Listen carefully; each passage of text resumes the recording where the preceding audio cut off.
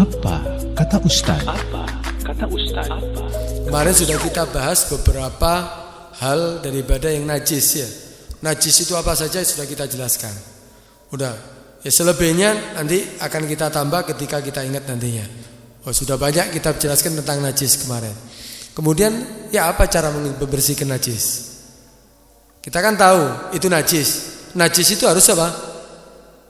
Dihilangkan. Najis itu harus disucikan. Kalau ada najis, pakaian kita ada najisnya, nggak bisa kita buat sholat. Kalau tempat kita ada najisnya, nggak bisa kita buat sholat. Karena itu apa? Najis itu harus dihilangkan. Setelah kita tahu itu najis, terus ya apa cara menghilangkan najisnya? Najis itu dibagi menjadi 3. Ada najis mughalladhah, ada najis mukhaffafah, ada najis mutawassithah. Najis mughalladhah sudah kita jelaskan kemarin. Apa najis yang berat? Najisnya anjing dan babi atau peranakan daripada keduanya. Oh, kotorannya anjing, kotorannya babi, keringatnya anjing, keringatnya babi, air liurnya anjing, air liurnya babi, itu najisnya mughalladhah, najis berat. Atau peranakan daripada keduanya. Peranakan daripada keduanya, ya seandainya anjing kawin sama kambing seandainya, anaknya tetap najis mughalladhah. Walaupun mirip dengan apa kambing. Oh, mirip ibunya kambing, mirip dengan ibunya. Tetap hukumnya apa? Najis mughalladhah. Peranakan daripada keduanya. Ini yang najis mughalladhah. Ada najis namanya najis mutawassit, mukhaffafah. Najis mukhaffafah apa? Najisnya daripada kencingnya bayi ya, lelaki yang tidak makan kecuali air susu yang belum mencapai umur 2 tahun. Oh, bayi kencing. Bayi apa ini? Laki. Sudah makan enggak selain daripada air susu? ASI. Oh, enggak, dia enggak pernah makan kecuali ASI. Kemudian bayinya laki.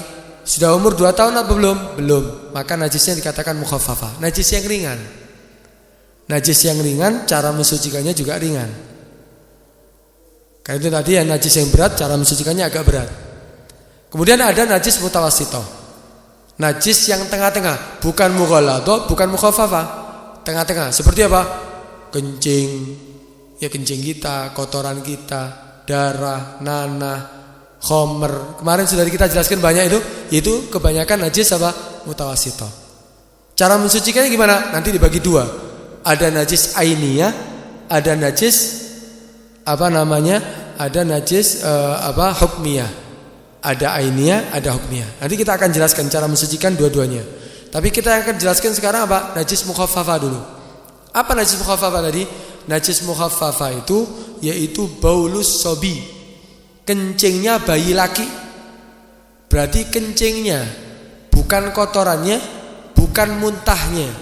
Kalau selain kencing, maka najisnya mutawassithah. Oh, bayi seandainya apa? Ketika disusoni, kemudian apa? Keluar muntah, gumo. Itu najisnya apa? Mutawassithah. Bukan mukhaffafah. Najis yang bukan najis yang ringan. Yang dikatakan najis ringan ini apa? Kencing. Kemudian bayi laki, bukan bayi perempuan. Loh, kenapa? Beda. Insya Allah dalam ilmu kedokteran bisa dibedakan itu antara kencingnya bayi laki dengan bayi perempuan. Kalau dalam syariat pertama alasannya kenapa? Kok bayi laki yang dikatakan mukhaffafah, kalau bayi perempuan walaupun baru lahir bayi perempuan kencing, itu najis mutawassithah, bukan mukhaffafah. Najis yang mutawassithah bukan najis yang ringan.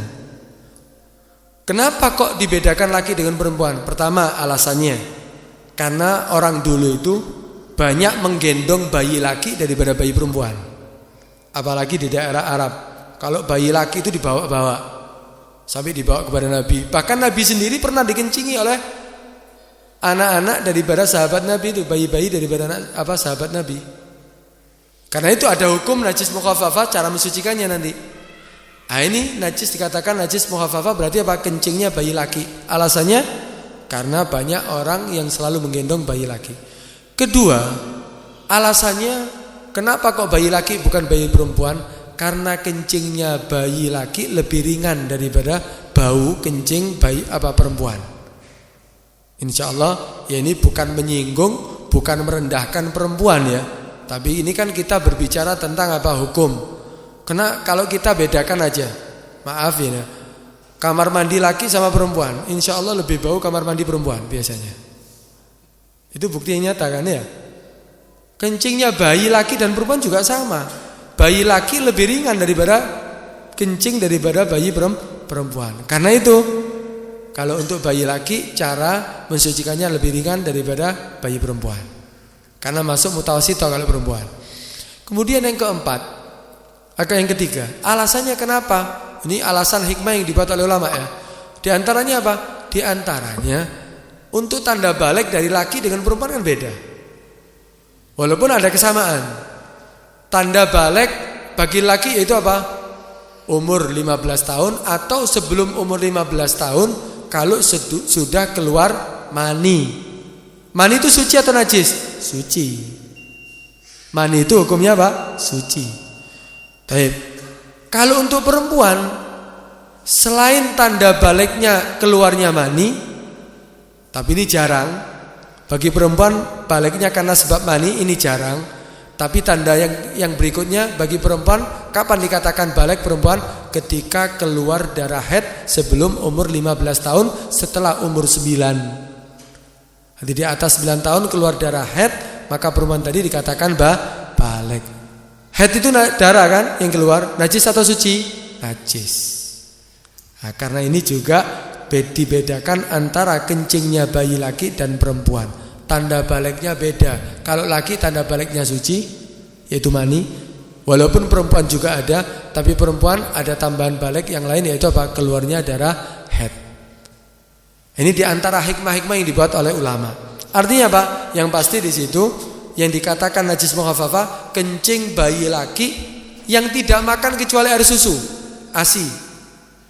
Oh, perempuan tadi itu makan si bayi tadi itu sudah makan pisang. Kencingnya mutawasito. Kencingnya dikatakan apa? Mutawasito. Oh, iya. Ini bayi tadi itu enggak makan kecuali ASI, tapi pernah dia makan kurma. Kenapa? Karena ditahnik. Bayi kan disunahkan kalau ada bayi lahir dibawa kepada orang soleh, dikunyah kurma. Kemudian kurma tadi setelah lunak dikasihkan si bayi supaya mulut daripada orang soleh bercampur dengan bayinya. Dan ini tahnik ya, para sahabat Nabi SAW ketika ada bayi yang lahir langsung dibawa kepada Nabi, ditahnik oleh Nabi. Nah, kalau pernah makan tapi itu hanya untuk tahnik, nggak apa-apa, tetap najisnya mukhafafah. Tetap najisnya mukhafafah. Oh, ini bayi pernah sakit sehingga sama dokter dikasih puyer. Iya kan? Tadi kayak pil, bayi kayak pil ya kesendat ya. Kasih puyer biasanya untuk obatnya. Ya apa ini? Enggak apa-apa. Tetap itu najisnya mukhafafah. Nah, karena itu najis mukhafafah ini dari bayi laki, dari kencingnya bayi laki tidak makan kecuali ASI, ya kemudian tidak mencapai umur 2 tahun. Belum mencapai umur 2 tahun, masih umurnya setahun, masih umurnya setahun setengah. Ya masih belum umur 2 tahun. Oh, ini sampai umur 15 tahun masih nyusu seandainya. Kencingnya gimana? Ya najis mutawasito. Najis bukan mukhafafah ini. Oh, sampai dua bojo ya seandainya. Ya bukan, ini lain lagi nih ya. Nah, ini katakan najis mukhafafah ini kalau belum umur 2 tahun. Kalau memenuhi syarat 4 ini, maka najisnya dikatakan mukhafafah. Dikatakan najis yang ringan. Kenapa? Cara mensucikannya ringan. Bagaimana? Ya, diambil airnya diperes. Setelah itu ambil air, cucikan tangan kamu, ambil air ciprati. Ciprati tak? Sampai merata ke seluruh tempat yang kena kencing tadi. Atau seandainya itu kena kencing pakaiannya seandainya kena kencing. Sampai kering. Kencingnya apa ini? Bayi laki sudah kering. Tidak ada airnya, tapi masih dikatakan najis mukhafafah. Ambil air, ciprati, ambil lagi sampai merata. Terus siapa? Suci sudah. Kenapa? Ya ini najis mukhafafah. Cara mensucikannya juga ringan. Dan ini terjadi sama Nabi. Nabi ketika dikencing oleh bayi-bayi daripada sahabatnya Nabi. Setelah itu ya setelah kering diambilkan air, diciprati. Setelah ciprati semuanya, ya sudah. Nabi tetap sholat dengan pakaian tadi itu. Itu najis, namanya najis mukhaffafah. Cara mensucikannya juga ringan. Tapi kalau nanti najis mughalladhah agak berat. Nanti insyaallah pertemuan berikutnya kita bahas najis mughalladhah tadi dan mutawassithah sekaligus insyaallah. Nah, kan itu. Nah, sekarang kadang-kadang orang banyak tanya, "Loh, sekarang Ustaz orang bukan minum ASI cuman berapa bulan tok sama orang tuanya. Setelah itu apa? Susu kaleng." Kalau enggak ini minumnya air susu sapi, bodoh. Walaupun nyusu sama sapinya langsung ya. Tetap susu asli.